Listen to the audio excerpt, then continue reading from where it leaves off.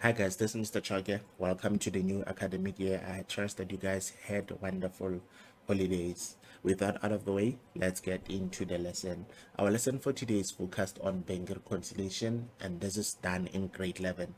Now remember, grade 11's one of the things that I cautioned you guys about is that your time is very limited, so you need to make sure that you learn some of these things in advance. Okay, now, I'm firstly going to start by trying to explain just some few concepts that will help you to understand this topic much better. Now, the first question that you need to ask yourself is that what is bank reconciliation? Now, bank reconciliation, it is a process whereby we are trying to reconcile the balance of the bank account with the balance of the bank statement. In other words, we're trying to make sure that the balance that is reflected by our books is the same as the balance that is reflected by our bank statement. The bank account ledger that we prepare, we are trying to make sure that that particular balance that we are getting is the same as the closing balance that we are getting on the bank statement. In other words, the money that the bank says I have or owe is the same as what my books are saying.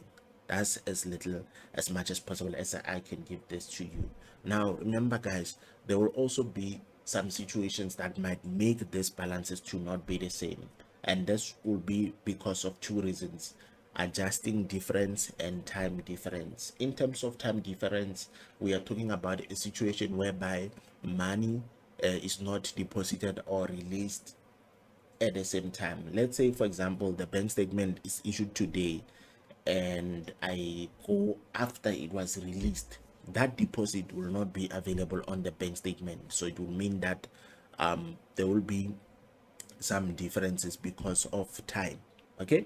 And then the other thing will be because of adjusting difference. You might find a situation whereby there were some transactions that as a business I was not aware about, but the bank was aware. So this could also be some of the reasons why I would have different balances. And also the other keywords that you guys need to remember is the word unfavorable and favorable. Okay, you must also try to remember favorable and then also unfavorable. And then you must remember that guys, every time these words are mentioned, we are looking at two things. We are looking at the bank account and also the bank statement. These two things will not be will be the opposite. If the bank statement is favorable, it will be favorable on the debit. I mean, if the bank account is favorable, it will be favorable on the debit side. But the bank statement, it will be favorable on the credit side. And then also, if the bank account is unfavorable, it will be on the credit side, but the bank statement will be unfavorable on the debit. So if you look at these two things, they are opposites. Okay, where one will increase on the debit or decrease on the debit, and the other one will do the opposite. So they cannot be the same side. Okay, and then also when you do bank reconciliation, you are trying to compare that the information that you have in the cash journals is the same as what you have in the bank statement. Let's look at maybe our journals. We have two journals that we specifically focus on. We have the CPJ and then we also have the CRJ. Now I need to make sure that when I look at my bank statement, remember we are comparing these two things with the bank statement. Okay, we are looking at the bank statement. Now when I compare my CPJ, I'm going to compare it with the debit side of my bank statement, because this is where payments are made, so meaning that this is where the money decreases. Okay, and then when I compare my CRJ in the bank statement, I'm going to compare it with the credit side, meaning that this will be where I'm receiving money. If I see money coming in, if I see a deposit on the credit side, it means that I'm receiving money as a business person. Okay, and the other thing that you also need to remember is to try to understand why do we do bank reconciliation. Number one, we do bank reconciliation so that we can be able to check if there's any fraud taking place. Sometimes you might find out that deposits are not made on time, so this will help us to pick such things. Secondly, we are doing bank reconciliation because we want to protect the money that we have as a business. We want to safeguard our cash. Okay, and then also remember that bank reconciliation is one of the measures that are required for internal control purposes. This cash is an asset and therefore it must be protected. So we do bank reconciliation so that we can protect this asset called cash. Okay, and then the other concepts that are also so that learners struggle with is the difference between stop order and debit order. Now, remember when we're talking about stop order occurs when I give the bank authority to pay someone on my behalf. Okay, so it means the instruction happens between me and the bank. Me as a bank account owner, I instruct the bank to pay someone. And then when it comes to debit order, this occurs between me and a third party. I give the third party permission to deduct money from my bank account. Okay, so this is some of the things, like I said, that you need to make sure that you understand. You need to make sure that you get your theory right before you come and do BRS, because if you don't get your theory, you will not be able to see. Okay, and then also, guys, the other thing that we must also think about is the issue of errors and omissions. Okay, when it comes to errors, any mistake that was made by the business, it will be corrected in the journals of the business. It can be either CPJ or CRJ. Any mistake that is made by the bank will be corrected on the bank reconciliation statement.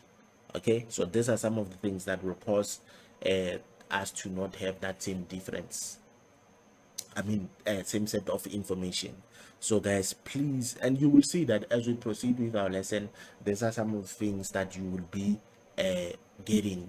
Okay, now here they're saying that the first concepts that we expected to answer, they are telling us that we need to make sure that we give them the correct concepts for this. So they're saying that a favorable balance on the bank statement is indicated as a, you need to tell us, is it a debit or credit? So you can come back here.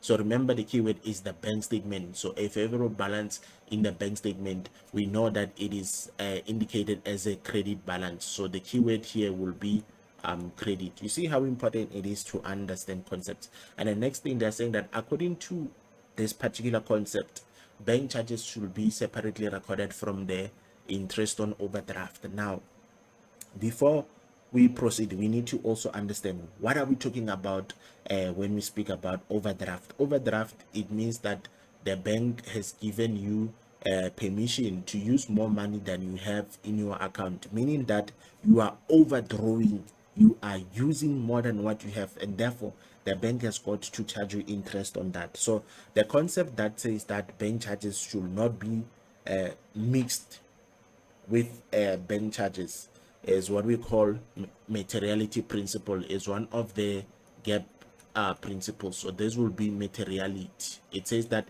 important things should be recorded separately. Okay, and then the next one, they're saying that a bank reconciliation statement should be prepared every in accounting. We are guided to say that when we do the bank statement, we must do it, the bank reconciliation statement, we must do it every month, because for each and every month you want to see what were the errors and omissions that were done. Was there any fraud? Was there any deposit that was outstanding? Was there any EFT that was outstanding? Things like that. So it will help you to pick up such things. Okay, and then the next one, they're saying that NOA is a financial facility that allows one to withdraw more money than it is in the bank account, and then interest is charged. So this is when we are talking about overdraft facility. So you can just write overdraft for these. And then the last one says an instruction to the bank to pay a third party. So remember, here the bank is getting an instruction from me, so it means I'm talking about a stop order. Remember, one of the things that they might require from you is to differentiate between a stop order and a debit order. But remember, guys, when it comes to concepts, your teachers have to make sure that they teach you all these concepts before you can actually deal with the practical part. Okay, but I believe that if you watch this lesson, it will give you an idea of what to expect when you do your bank reconciliation with your teacher. So now here they're saying the following information relates to Tabang traders for November 2023. Complete the cash journals for November 2023. Calculate the correct balance on 30 November 2023. Prepare the bank reconciliation statement for the month ended 30 November. So now the other thing that you guys must try to keep in mind is the steps that you need to take when you prepare the bank reconciliation statement. So I'll be taking you through the steps. This question paper is designed in a way that it follows those steps. So number one, you must make sure that you check, was the information from last month's BRS considered on the bank statement. In other words, did the information that was outstanding in our bank statement appear on the current bank statement? So if you check, we are in November, but we are given an extract from October. The reason why they did this is because they want us to assess whether this information appeared correctly on our journal, on our current bank statement or not. Okay, so number one, they're saying that the outstanding deposit of 23,600 appeared in the November 2023 bank statement. So you can check, we are now doing step number one. We are checking, was the information from last month's BRS reflected on the current bank statement. The first part here, this outstanding deposit of 23,600, they are telling us that it appeared, so we can tick it. So it means that we are not going to record it because it now appears in the journals and also in the bank statement. So it means that information has been recorded. And then secondly, they're saying that the outstanding deposit of 52,000 on the bank reconciliation statement was in respect of fee income for services rendered. It appeared, it was reflected as 40,000 in the November bank statement. After investigation, it was decided to write off the missing 12,000. Now, here what is happening is that our previous BRS shows that we have a deposit of 52,000 that appears in our journals. In other words, this money is, it shows that we did receive physically received that 52,000, but the problem is it was not deposited as 52,000 in the bank account. It was only deposited as 40,000. So they are saying that we need to write off that difference. So whenever you write off the difference, you're going to write off in the journals. Okay, why? Because the recording of the deposit was done in the journals as 52,000, but the bank statement shows that only 40,000 was received. So in other words, write off the difference. Now remember, this 52,000 was received in the, it was received in the cash receipt journal, right? So that 52,000 as it stands is recorded in the cash receipt journal. Now that difference, in order for it to balance as 40,000, the difference will have to be written in the opposite journal, which is our CPJ. So in other words, we will have that services rendered here. So we'd have services rendered as 12,000 to cancel that extra 12,000 in the CRJ. Okay, and then we are done with this. And then the next transaction says that EFT 96 appeared on the bank statement for November 2023. So this is what they are referring to. Remember, this already appeared. So they are saying that EFT number 26 appeared on the EFT number 96 appeared on the bank statement. So if it's there, it means it is no longer outstanding, so we won't record it in the current BRS. And then from there, the next part that you must do, you then compare your subsidiary journals for this month with the bank statement for this month. Hence, you will see the information that follows will have information about that. So here they're saying provisional totals from the cash journals. So before we got the bank statement, our total money received was 104,000, which was already recorded, and then the total money paid was 102,000, which has already been recorded for us here. Okay, now here they're saying that the following information in the 30 November bank statement did not appear in the November 2023 cash journals, meaning that we need to take our bank statement and compare it to our cash journals. Remember, in this case, the bank statement was not given to you in such a way that they show you the debit and the credit side. You are supposed to know by heart that if it is a payment, it is on the debit side. If it is a receipt of money, it's on the credit side. Okay, so now let's check. They will also give you additional information regarding some of these things. So they've given us that additional information here. Number one, they're saying that a direct deposit of 37,600 was wrongly reflected on the bank statement of the business. The bank will rectify the error. So in other words, what happened here, it simply means that they wrongly deposited this 37,600 by mistake. We don't have it in the subsidiary journals, but the bank somehow credited us with 37,600 by mistake. So remember, errors by the, let me show you in terms of errors. Okay, now in terms of errors, if it is by business, you're going to record in the CRJ or CPJ. It will depend where that error was made. And then if it is by bank, errors that are made by the bank, they will be corrected in the BRS, bank reconciliation statement. So in this case, this error was made by the bank, so therefore we have to correct that in the BRS. And then remember that format says that we are supposed to have unfortunately, when I was doing a lesson with this for someone, I did not erase this, but I'll just erase it now.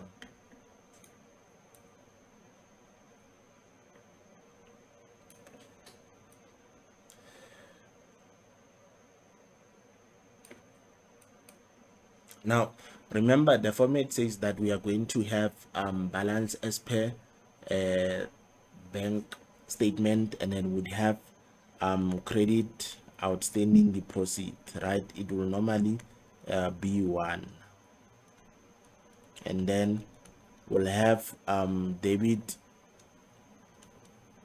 outstanding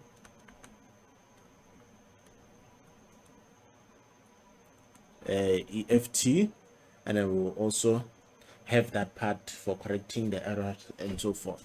Okay, so let's check. So now here they said a deposit was wrongly recorded, so meaning that that deposit was credited to the bank account. So when we reverse that error, we need to record it on the opposite side. So that deposit, it will be that 37,600, it will be on the debit side. So we'll say debit wrong deposit,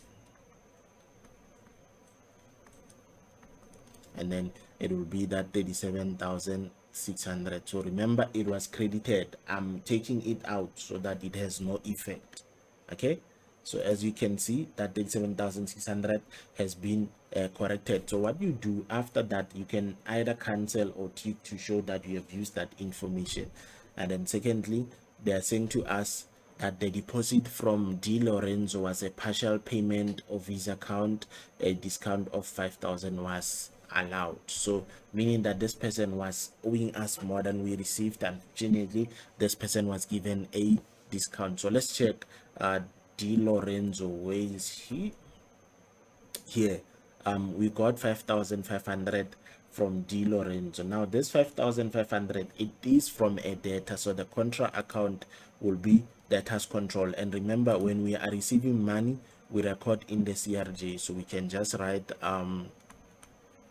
debtors control, and then it will be 5,500. Then we are done with that part. And then the next part says that we have a deposit from A Adams. It was for monthly rent. So remember, a deposit goes in the CRJ, so we are receiving a deposit from A Adams for monthly rent. So let's check where is A Adams? According to here, A Adams gave us 14,200. So we can just go to our journal here and write rent. Remember, this is for, we are receiving this money, so rent income will come on the CRJ. So we'd have rent income, and then our money would be 14,200. okay. And then next, they are saying that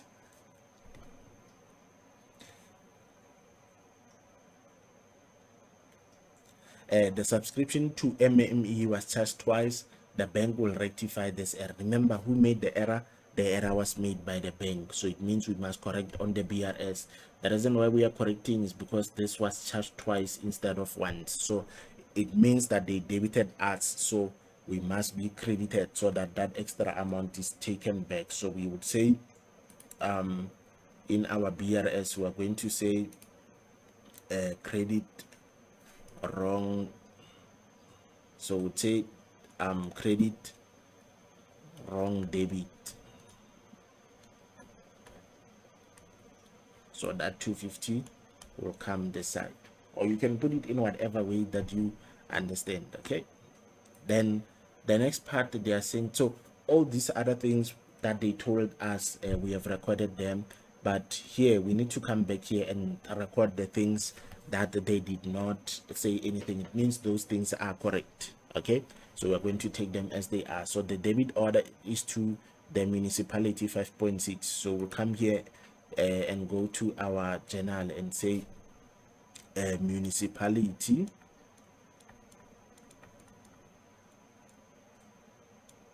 5.6. okay. And then from there we go to our information. So this 5.6 has been recorded. We have bank charges. If you check cash handling fee, EFT charges, and then also service fee, they fall under bank charges, so we must add them together. So 1 2, and then there's, where is it, service fees, they are part of bank charges, so we must add them together. So we're going to say 1090 plus 330, and then also plus 1140. The answer that we got is 2560. So that 2560 becomes our bank charges, and then we have that 2560 here. Okay. And then you see that we also have interest on favorable bank balance. If we have interest on favorable balance, if you remember what I was saying, that if it's favorable, it's on the favorable bank balance, it means is on the, in this case, when they say favorable bank balance, it means it will go to our CRJ because we are earning money. And remember, money is earned. If you look at this, the information shows that when you're it's favorable, it means it's a plus. Okay, so it means that money will go to our CRJ, as I said. So let's check interest on a favorable balance. That's 630. So this 630 will go to our CRJ, so we can just write interest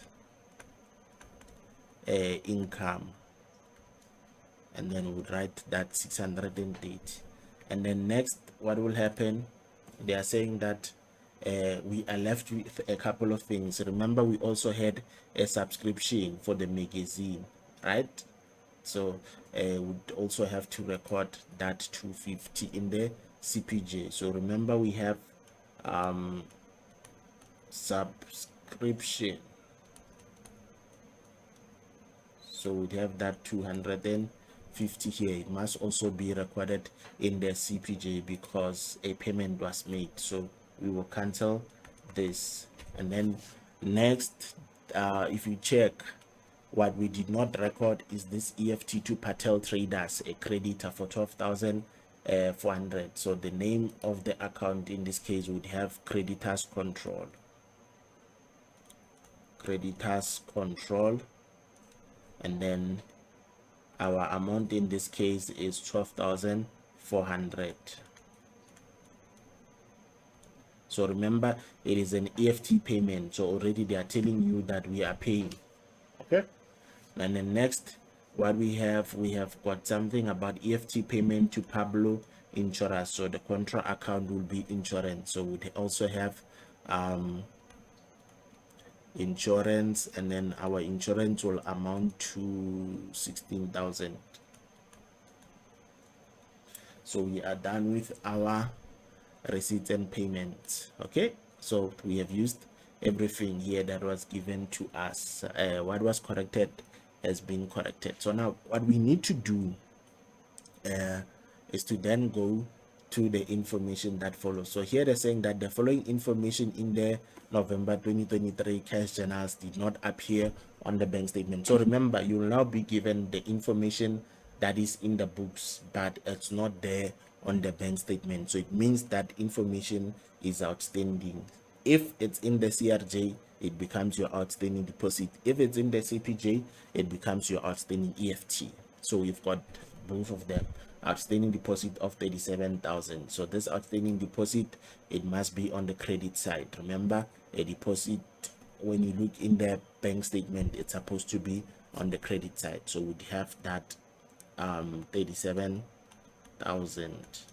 and then we have got outstanding EFT 101 of 20,000. So it will be EFT 101, and then the amount is 20,000. Now what we need to make sure that we do, we need to make sure that we close off our subsidiary journals, and as well as our our subsidiary journals, and then do the correct balance. Now I want you guys to be able to earn max. Now if you check here, they told us that when we started that our bank account was favorable, so it means it was on the debit side, so it will be 27,200 plus. Okay, so I'm going to enter that information here. So we'd have 27,200 plus, and then we need to check what is the total of our receipts. So let's check here. So if we say 104,000 plus 5.5, and then we also say plus 14,200, and then we also say plus 680, it gives us 124,380. So the total here, it's supposed to be 124,330. So let's confirm again. So let's check. 104,000 plus 5.5, and then also plus 14,200, and then also plus 680.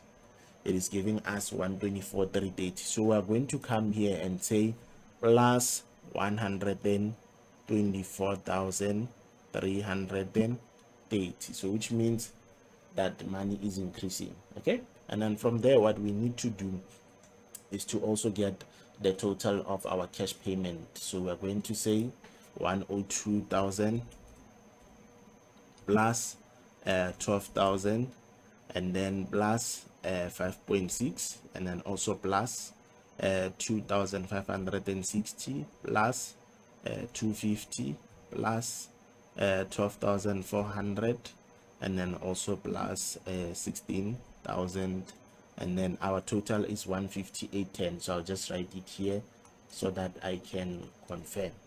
So let's check it again.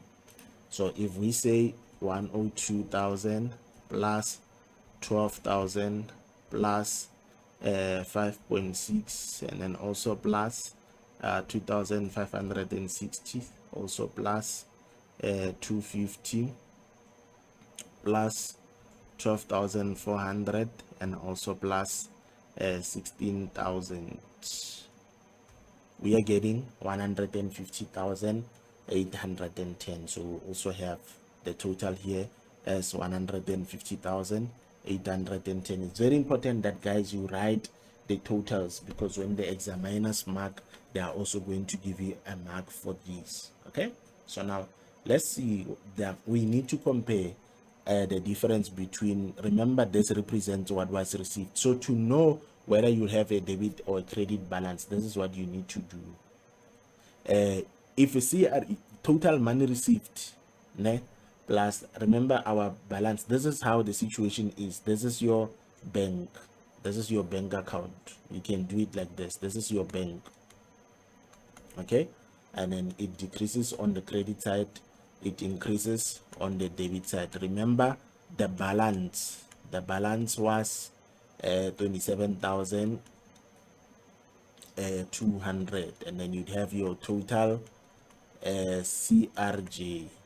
Okay, so let's see, and then this side you'd have your total CPJ, and then our total CPJ was 150,810. You already have 2 marks for writing these two amounts.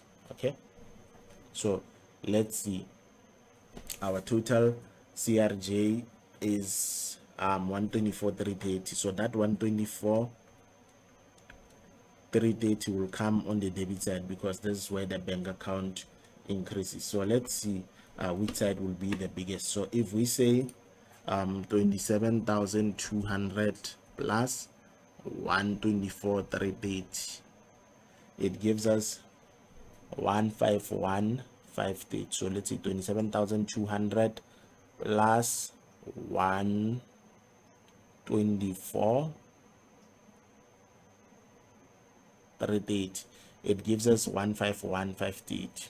So 151,530, and then also have one. So obviously we'd have 151,530 this side, but you can see that this side is not 151, so it means we'd have our balance carried down, which will then be a balance brought down here. Okay, so let's see, 151 27,200 plus 124,330, it gives us 151,530. Then we minus 150,810, it gives us 720. So it means that our opening balance will be 720. So when the examiner marks, if they didn't give it to you like this, when they mark, if you write it like this, you'd have 1 mark here, 1 mark for this, 1 mark for this, and then also 1 mark for this. Okay, and remember the balance is on which side? It's on the debit side. So what you can do, you can just write it like this, and then you say minus 150, 810, then you tell us how much it gives you. So if you say 27,200 plus 124,330, then you minus 158.10, it will still give you that 720. But remember that 720, it's on the debit side. You must indicate that it's on the debit side, and then you'd get, in this case, if you write it like this, 1 mark here, 1 mark here. These are principal marks. 1 mark here, principal mark, 1 mark here, principal mark. So at least you'll have that 4 marks. Okay, and this is how you do it. And then from there you check balance according to the bank account is on the debit side. So we'll come this side and have a debit balance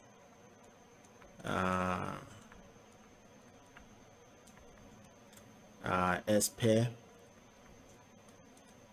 bank account. I'm not going to write in full because I'm using a bigger pen, but remember the 720 is on the debit side, and then from there you need to check which side is the biggest. So you can already tell that the debit side is going to be the bigger side. Remember we already have 20,000 here. So if you say 20,000 plus 37,600, and then you say plus 720, it is going to give you 58,320. So that 58,320 must be written both sides. 58,320 320. Now if you look at this, it tells you that the shortage is on the credit side. So if you say 37,000 and then you say plus 250, then you say minus 58320, it will give you the balance. So the balance here, credit balance as per bank statement, it is 21,070. Okay, so when you got your bank statement, when you closed, it was saying that your balance is 21,070. So obviously you can see that the information was not the same because some deposits were not shown and all that. So at the end of the day, our balance should be the same. Okay, the balance of the bank statement will need to be the same. Remember, we have reconciled the differences. Here we are telling the bank the reason why our bank account balance and theirs is not the same. So we are telling them that they need to increase our money by this and also consider these payments that we made so that we can have a balance of 720. Remember, this balance, according to their bank statement, it was 21,070. So we are telling them that there's a deposit of 37,000 that you did not consider, as well as you need to correct a debit entry of 250. And remember that you need to deduct 20,000 and also 37,600 so that we can be left with a balance of 720. Okay, I hope this lesson was very helpful for you guys, even though it was long, but I tried my best to make sure that I explain in a way that suits all learners. Remember guys, some of you don't understand in class when your teachers teach, so this will really help you. Thank you so much guys for watching. If you want me to become your tutor online or contact online, that's for everyone, but contact is for people who are closer to my area in Hammarskraal. So thank you guys for watching. Remember, our lessons start from 500 for this year. Thank you guys for watching. Get in touch with us. You can text us on 0730363208 for more information with regards to our lessons. Thank you so much guys for watching. God bless you. Shalom.